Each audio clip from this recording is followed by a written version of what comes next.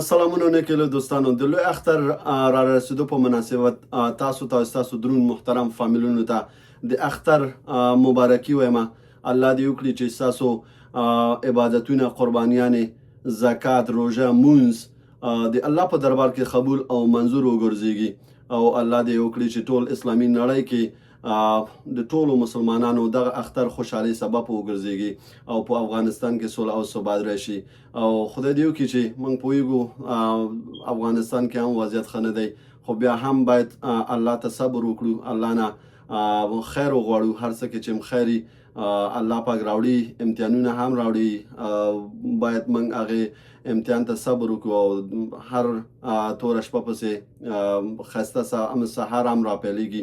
بیا هم ټولو مسلمان ورونو ته چې هغه په افغانستان کې دي، هغه په خارج ممالکو کې اوسیږي، د لوی اختر مبارکي وایم. خدای دې وکړي چې دا اختر د فامیلونو ترڅنګ ولرئ او خدای خوشحالي او ډک اختر وګرځي او د چا چې فامیلونه خوا کې دي او د چا چې نه دي، بس ځان خوشحاله کوي، ځان خوشحاله وساتئ.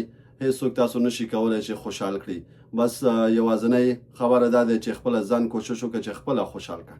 بس لوی اختر مو مبارک شه، هر ورځ مو اختر شه، اختر مو بختور شه. سلام علیکم.